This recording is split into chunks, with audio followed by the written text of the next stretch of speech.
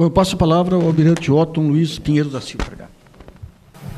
Bem, não vamos ter projeção, eu imaginava que nós íamos para uma mesa redonda, mas a gente pretende abordar temas conceituais. Primeiro, o entendimento da nossa sociedade se precisa ou não de defesa. É comum aqui no Brasil a gente falar em termos de defesa. Defesa para quê? Esse é o primeiro grande barreira que nós temos. E até para comunicar com o público, a gente tem procurado conversar sobre a teoria do arquivo de 4 gavetas. Vamos admitir que você tenha dúvida que precisa de defesa. Então ele pega uma tesoura e sai recortando notícias de jornal, revista, entra na internet, todas as notícias que ele entender como com viés internacional, ele separa. E, no fim de algum tempo, aí uns 6 meses, um ano, vai arquivar essas notícias de uma maneira lógica. E imagina a seguinte lógica: pega num arquivo de 4 gavetas, coloca na gaveta mais baixo, ele coloca aquilo que deveria ser o dia a dia da humanidade. Por exemplo, apresentou um embaixador japonês, descobriu um remédio novo, ou seja, até aquelas notícias que não são muito boas, houve um tsunami lá na Ásia, tudo quando é notícia de viés internacional, mas que representaria o dia a dia da humanidade, mesmo aquelas que não fossem boas, na gaveta de baixo. Na segunda gaveta, seriam colocadas todas aquelas notícias que tivessem algum viés de pressão econômica ou diplomática. Então, teria uma boa quantidade. Quem lê os jornais todos os dias, assiste os noticiários. Na terceira gaveta, a gente colocaria ameaça e demonstração de força. Isso é comum também. Todo dia, hoje mesmo, pegamos o jornal, tem alguma ameaça. E na última gaveta, mais de cima, nós colocaríamos aquelas notícias que representassem ou agressão ou ocupação territorial. Também tem um monte de notícias no cotidiano. Então, com esse critério, todas as notícias que tivessem algum viés internacional estariam arquivadas. Aí vem a pergunta: o que faz a humanidade subir da gaveta de baixo para a de cima? Sobe sempre, todos os dias nós vemos isso, né? Desde que há milhares de anos a gente vê a mesma coisa. Essa subida de uma gaveta para outra é sempre por uma motivação econômica, que é embrulhada com a motivação política ou religiosa para mobilizar os países, mobilizar o povo. Mas o fulcro da subida de gaveta é sempre uma motivação econômica. Em sendo isso verdade, a gente tem que inserir tudo que diz respeito à defesa dentro de um critério econômico também. Ou seja, é uma decisão econômica como qualquer outra numa sociedade. E aí vem o seguinte: é uma decisão econômica que, se for exagerada, ela sacrifica a economia. Nós vivemos na história recente da humanidade a União Soviética, que entrou numa corrida muito grande, numa corrida armamentista. No momento que ela começou a raciocinar em projeção de poder, começou a mandar tropa para a África, etc., e não defesa, ela não teve fôlego para acompanhar. Houve um sacrifício da economia e dobrou os joelhos. A queda da União Soviética foi o não entendimento daquele momento em que as decisões de defesa têm uma interação com a economia muito forte. Então, está inserido, sem dúvida, dentro do contexto econômico. Estando inserido dentro do contexto econômico, tem alguns raciocínios. Nós temos que, dentro da sociedade, criar um setor que o dia a dia seja a atividade de defesa, porque tem interesses na defesa. Porque nós todos temos que viver, temos que levantar o salário de cada dia. No momento que o sujeito passa a ter interesse, pelo seu cotidiano, ele passa a entender melhor. Enquanto ele não tem interesse nenhum, ele não entende nem quer saber muito, porque ele tem que viver o cada dia. E é o que nós estamos vivendo há muito tempo aqui no Brasil. Primeiro, o não entendimento pelo cidadão individual, nós nos achamos muito distantes de tudo. e achamos que não existe ameaça. Não raciocinamos com essa teoria do arquivo. No momento que passamos a raciocinar, nós temos, primeiro, o país é um grande condomínio, é desejável para a humanidade que esse condomínio se mantenha ativo. É muito chato o mundo unipolar, é muito chato um mundo que todo mundo só come hambúrguer. Quer dizer, tem que ter um mundo multifacetado, é muito mais bonito, cada país ter sua participação. Quando a gente defende a existência de um Estado nacional, para que é impulsivo, de vez em quando chega um globalista que fala, não, o cidadão hoje é um cidadão global. Então pega esse cidadão global e, se tiver dinheiro, tenta migrar de um país para outro, não consegue.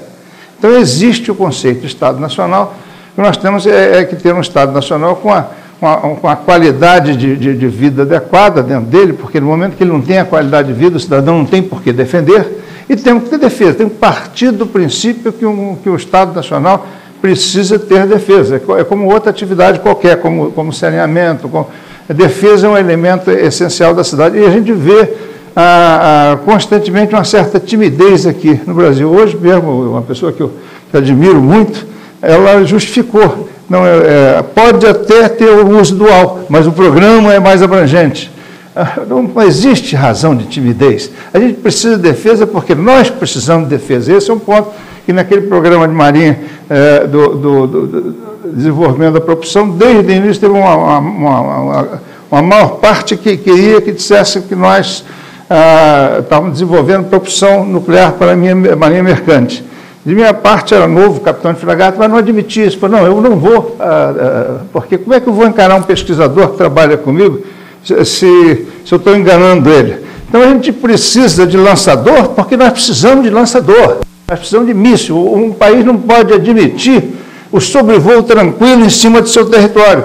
E só se evita o sobrevoo tranquilo em cima do território com míssil de médio alcance, míssil de pequeno alcance em grande quantidade produzido aqui. O país que permite sobrevoo tranquilo no seu território, ele não tem uma coisa que está escrito no item 1, título 1 da Constituição, que é soberania. Então, esse é um ponto pacífico. E, constantemente, a gente tem uma certa timidez em admitir que estamos trabalhando no programa de defesa. Então, nós temos que admitir com tranquilidade, como todos os outros países, que temos um programa de defesa, não há vergonha nenhuma nisso, não há razão para timidez, e levar em consideração que os programas de defesa, então normalmente a gente começa a explicar o programa através do spin-off. Quando tem o contrário, tem que ter o programa, e é claro que o programa tem alguns spin-offs. Então, temos que admitir, não podemos ter timidez em admitir que tem um programa de defesa. Então, de alguma forma, a gente divulgar para o povo, começar das escolas, que defesa é um elemento essencial de uma sociedade. E, agora, para a defesa, se nós importarmos equipamentos, como temos sendo feito constantemente, equipamentos velhos, então, a força que eu pertenci passou por um período de importar sucata. É horrível, uma vergonha isso. A sociedade tem que cobrar, não se pode importar sucata, não pode terminar um navio a vida útil em outro país e ser importado, e o jeito de importar, não pode pegar um tanque, um carro de combate e alugar um carro de segunda mão como leasing. Um país tem que ter pudor de não ter isso. E por que tem que ter esse pudor? Porque hoje em dia o mercado as leis de mercado envolvem uma série de relações. Por exemplo, toda empresa, se o governo investe numa empresa, dentro das leis de mercado, esse produto passa a sofrer, se tem subsídio, passa a sofrer, digamos, cotas, ou seja, regras de mercado. Na atividade de defesa, não existem essas cotas. Então, a atividade de defesa tem que ser entendida como um grande vetor de capacitação tecnológica que, naturalmente, produz spin-offs. Ou seja, porque o material de defesa é sempre mais leve, mais resistente, exige determinados padrões. Então, a atividade de defesa, ela naturalmente, ela homologa, ela contribui para homologar a indústria de um país. E nesse programa que nós tivemos a oportunidade em vida, primeiro, nós admitimos de saída que era para a defesa. E porque na época precisavam do ciclo do combustível? Porque ninguém venderia combustível para propulsão de submarino. Então, é preciso de submarino, então precisamos de combustível para ele. Agora, coincidentemente, essa tecnologia vai ser utilizada para o programa energético. Então, nós dizemos coincidentemente, mas não tentamos justificar que precisa para o programa energético, até porque, naquela época, o Brasil tinha feito um acordo, a Brasil e a Alemanha, que no bojo daquele acordo, comprou uma tecnologia que era chamada de jato NOS, ou jato centrífugo, que era nós compramos uma tecnologia que qualquer pessoa com razoáveis luzes em termodinâmica veria que é um processo que jamais seria viável economicamente. Um aluno não precisa ser muito brilhante, um aluno razoável de termodinâmica, é muito simples saber disso. É um processo de enriquecimento de urânio, em que o urânio que interessa aumentar o teor, o urânio 235 é 0,7%, e nós temos que aumentar esse 0,7%. Então, como para enriquecer, tem que colocar o urânio sob a forma de gás, o princípio do jato centrífugo seria equivalente a virar essa esquina, eu e um jeito muito mais magro do que eu, e se os dois virarem correndo, o mais magro tende a passar por dentro, o mais gordo por fora. Agora, para fazer os dois correrem, o magro e o gordo, no caso do urânio, nós tínhamos, se puder desligar isso, o que nós tínhamos que misturar esse urânio com outro gás de arrasto, que era hélio ou hidrogênio, e era 4% de hexafluoreto e 96% do outro gás de arrasto. Nós tínhamos que comprimir esse negócio o tempo todo.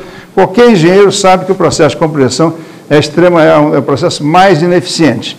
Então nós tínhamos 0,7% de 4%. É impossível. Não precisava de ser muito brilhante, mas compramos isso, gastamos $1 bilhão, né, nessa brincadeira. E no programa de desenvolvimento de submarino, não.